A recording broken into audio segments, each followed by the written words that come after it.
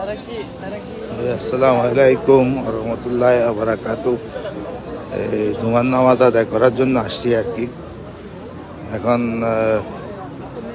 নামাজের জন্য অনেকক্ষণ পর্যন্ত লাইনে ছিলাম। হ্যাঁ, আরও এক মসজিদে গেছি, ওখানে পাই নাই। এখন দ্বিতীয় মসজিদে আসছি। এখানেও অনেক লাইন, হাজার হাজার মানুষ, মাশাল্লাহ অনেক বড়। এটাও আমার ঘরের কাছে মসজিদ, খুব একটা দূরে না। এই যে দেখেন বহুত মানুষ। এটাও আমার ঘরের কাছে মসজিদ। এখানেও 5টা 6টা জামাত হয় শুনছি নাকি। ইনশাল্লাহ নামাজ পড়তে পারবো। 6টা জামাত হয়, 3টা অলরেডি হয়ে গেছে, আর মনে হয় rest of 3 Jamaat already has. তো দোয়া করবেন ঈদের জন্য। হয় আপনাদের সাথে একটু যোগাযোগ করলাম আর কি। আত্মীয় স্বজন তো এখন মনে করেন যে সবাই মারা গেছে, কেউ তো আত্মীয় স্বজন আর দেশে নাই। ভাই বেড়াদার যারা ছিলেন ওনারা তো হয়তো আপনারা শুনছেন, জানেন। অলরেডি 5 ভাইয়ের মধ্যে 4 ভাই অলরেডি মারা গেছে। আমি এই বছর এই একলাই ঈদে আছি, আর একজন বোন আছে, ছোট বোন আছে। ছোট বোন তো বিয়ের পরে আর যোগাযোগ খুব একটা করার ইচ্ছা থাকলেও করা কঠিন হয়ে যায়। তারপরে যোগাযোগ করার চেষ্টা করি। এখানে সাউন্ড অনেক নয়েজি, এই জন্য কথা হয়তো বুঝতে পারতেছেন না। পরে কথা বলবো ইনশাল্লাহ, ইনশাল্লাহ। তবে দোয়া করেন।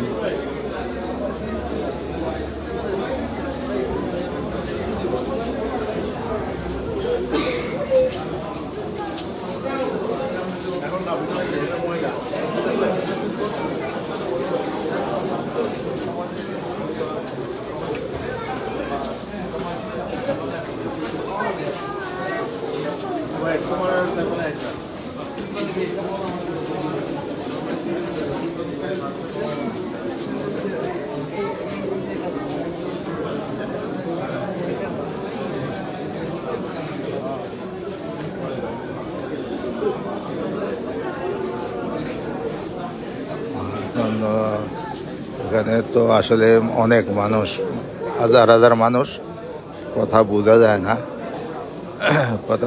না। ওই মানুষগুলো, এত মানুষ, এই মানুষগুলো দেখানোর জন্যেই ভিডিওটা দিলাম আর কি।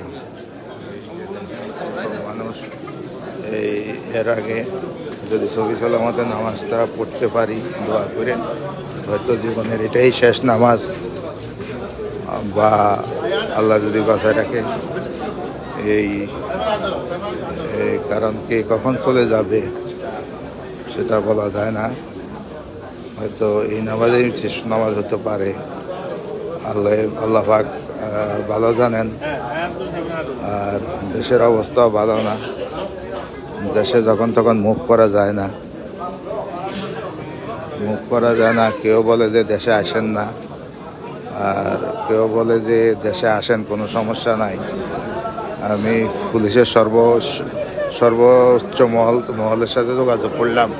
ওনারা বলেন আসেন, আমরা আপনাকে আমরা নিরাপত্তা দিব, সুন্দরভাবে বেড়াই যাবেন। পুলিশের আইজিপি বললেন, ডিআইজি চিটাগাং বললেন যে কোনো সমস্যা নেই, আসেন ইনশাল্লাহ দেশের থেকে বেড়াই যাবেন, আশা করি। কিন্তু তারপরেও মনের মধ্যে একটু থাকে। আবার কিছু লোক তো আমাদের সমাজে এখন ভিন্ন মত, ভিন্ন ধর্ম, ভিন্ন তরিকা, এমন একটা প্রকট খারাপ অবস্থা সৃষ্টি করছে, যেটা মানিয়ে মোটেই কাম্য নয়। দেখা গেছে প্রত্যেকটা ফ্যামিলির মধ্যে এই ইয়েটা আছে আর কি। এটা একটা আসলে ক্যান্সারের মতো রোগ আর কি। কেউ এটা, কেউ সেটা, কেউ এই মত অবলম্বন করে, কেউ আরেকটা মত অবলম্বন করে আবার কেউ কারোরে হয়তোবা কষ্ট দেওয়ার অথবা অতিরিক্ত কিছু বলার চেষ্টাও করে। এটা তো ম্যান টু ম্যান ভ্যারি করে, সবাই করে না। অনেক লোক আছে আবার সবাইকে সহযোগিতা করে এরকম লোকও আছে। কারণ দুনিয়াটা তো বেশি দিনের না, এটা একটা ক্ষণস্থায়ী একটা ডেস্টিনেশন। এই কারণে সবারই উচিত every person should be help in their way, in their in self, যদি সম্ভব হয় আর কি, ইফ ইট ইজ পসিবল। আর কিছু লোক আছে এই যে কোরবানিটা আসলে নিজে মাংস খাওয়ার জন্য না, যদি পারেন যারা আছে প্রতিবেশী গরিব দুঃখী দুস্থ মানুষকে নিয়েই কোরবানি করা, এটাই আল্লাহ সন্তুষ্ট হয়। আল্লাহ সন্তুষ্টির জন্যই কিন্তু কোরবানির কিন্তু উৎপত্তি হয়েছে। কোরবানি গরু জবাই করলেন, নিজেরা ফ্রিজ ভরে রাখলেন, ডিপ ফ্রিজে শত শত মন মাংস রাখলেন, কিন্তু এটা কিন্তু কোরবানি হবে না। আপনার পাশের লোক যদি না খেয়ে থাকে, যে পাশের লোককে দিবেন, সবাইকে দিবেন, তারপরে মাংস খাবেন, ভাগাভাগি করে খাবেন। ঈদের আনন্দ সবাই ভাগাভাগি করে নেবেন ইনশাল্লাহ। তা আমি বিদায় নিচ্ছি, পরে আবার কথা হবে ইনশাল্লাহ। ভালো থাকবেন, সুস্থ থাকবেন, ভালো রাখবেন, ভালো থাকবেন। আসসালামু আলাইকুম ওয়া রাহমাতুল্লাহি ওয়া বারাকাতুহু।